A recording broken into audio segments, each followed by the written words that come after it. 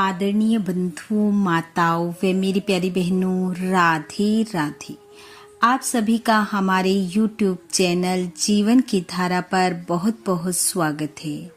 बंधुओं, आज हम इस वीडियो में कार्तिक मास महत्तम का 25वां अध्याय सुनेंगे, जिसे सुनने सुनाने से भगवान श्री हरि की कृपा से समय शुभ व मंगलकारी होता है। कथा महत्तम सुनने के बाद यदि आप हमारे चैनल पर नए हैं तो कृपया हमारे चैनल को सब्सक्राइब करें, बेल आइकन को प्रेस करें ताकि हमारी वीडियो की नोटिफिकेशन सबसे पहले आप तक पहुंचे। वीडियो को शेयर व लाइक भी जरूर करें। आइए सुनते हैं आज की कथा भगवान श्री कृष्ण का सत्यभामा से पाप पुण्य के कर्म फल का वर्णन। भगवान श्री कृष्ण कहते हैं, हे प्रिय, यह कथा सुनकर राजा पृथु के मन में बड़ा आश्चर्य हुआ। उन्होंने भक्ति पूर्वक देव ऋषि नारद का पूजन करने के पश्चात उन्हें विदा किया। इसलिए माघ स्नान, कार्तिक स्नान तथा एकादशी, ये तीनों व्रत मुझे अत्यंत प्रिय हैं। वनस्पतियों में तुलसी, महीनों में कार्तिक, तिथियों में एकादशी तथा पुण्य क्षेत्रों में द्वारिकापुरी मुझे विशेष प्रिय है।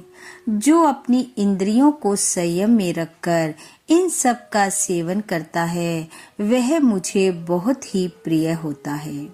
यज्ञ आदि के द्वारा भी कोई मेरा ऐसा प्रिय नहीं हो सकता जैसा कि पूर्वोक्चारों के सेवन से होता है। सत्यभामा बोली, हे नाथ, आपने मुझे जो कथा सुनाई है वह बड़े ही आश्चर्य में डालने वाली है, क्योंकि कलहा दूसरे के दिए हुए पुण्य से ही मुक्ति पा गई। इस कार्तिक मास का ऐसा प्रभाव है और यह आपको इतना प्रिय है कि इसमें किए हुए स्नान दान से कलहा के पति द्रोह आदि पाप भी नष्ट हो गए। हे प्रभु, जो दूसरे का किया हुआ पुण्य है वह उसके देने से तो मिल जाता है, किंतु बिना दिया हुआ पुण्य मनुष्य किस मार्ग से पा सकता है। सत्यभामा की बात सुनकर भगवान श्री कृष्ण ने कहा, हे प्रिय, सतयुग, त्रेता और द्वापर में देश, ग्राम और कुल भी मनुष्य के किए हुए पुण्य और पाप के भागी होते हैं, परंतु कलयुग में केवल कर्ता को ही पुण्य और पाप का फल भोगना पड़ता है। पढ़ाने से, यज्ञ कराने से अथवा एक पंक्ति में बैठकर भोजन करने से भी मनुष्य दूसरों के पुण्य और पाप का चौथाई भाग परोक्ष रूप से पा लेता है। एक आसन पर बैठने, एक सवारी पर चलने, श्वास का स्पर्श होने और परस्पर अंग सट जाने से भी निश्चय ही पुण्य पाप के छठे अंश का फल भागी होना पड़ता है।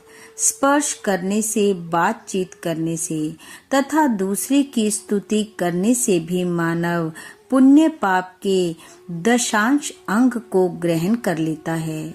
देखने से, नाम सुनने से तथा मन के द्वारा चिंतन करने से दूसरे के पुण्य पाप का शतांश भाग प्राप्त होता है। जो दूसरे की निंदा करता, चुगली करता और उसे धिक्कार देता है, वह उसके किए हुए पातक को स्वयं लेकर बदले में अपने पुण्य को देता है। एक पंक्ति में बैठकर भोजन करने वाले लोगों में से जो किसी को परोसने में छोड़ देता है, उसके पुण्य का छठा भाग उस छोड़े हुए व्यक्ति को मिल जाता है। जो स्नान और संध्या आदि करते समय किसी को छूता या उससे बातचीत करता है, उसे अपने कर्म जनित पुण्य के छठे अंश को उस व्यक्ति के लिए निश्चय ही देना पड़ता है। जो धर्म के उद्देश्य से दूसरे मनुष्य से धन की याचना करता है, उसके पुण्य कर्म के फल को धन देने वाला व्यक्ति भी पाता है। जो दूसरे का धन चुराकर पुण्य कर्म करता है, उसका फल धनी को ही मिलता है, कर्म करने वाले को नहीं। जो मनुष्य दूसरे का ऋण चुकाए बिना ही मर जाता है, उसके पुण्य को धनी मनुष्य अपने धन के अनुसार बांट लेता है। कर्म करने की सलाह देने वाला, अनुमोदन करने वाला, सामग्री जुटाने वाला तथा बल से सहायता करने वाला पुरुष भी पुण्य पाप के छठे अंश को पा लेता है। राजा अपनी प्रजा से, गुरु शिष्य से, पति अपनी पत्नी से तथा पिता अपने पुत्र से उसके पुण्य पाप का छठा अंश प्राप्त करता है। स्त्री भी यदि सदा अपने पति के मन के अनुसार चले और सदा उसे संतोष देने वाली हो, तो वह पति के पुण्य का आधा भाग प्राप्त करती है। स्वयं धन देकर अपने नौकर या पुत्र के अतिरिक्त किसी भी दूसरे के हाथ से दान कराने वाले पुरुष के पुण्य कर्मों के छठे भाग को कर्ता ले लेता है। वृत्ति देने वाला पुरुष वृत्ति भोगी के पुण्य का छठा अंश लेता है, किंतु यदि उसके बदले में उसने अपनी या दूसरे की सेवा ना कराई हो, तभी उसे लेने का अधिकारी होता है। इस प्रकार दूसरों के किए हुए पुण्य और पाप बिना दिए भी सदा आते रहते हैं।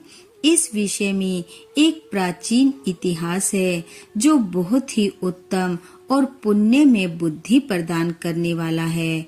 उसे मैं तुम्हें सुनाता हूँ, सुनो। इति कार्तिक महत्तम 25वां अध्याय समाप्त।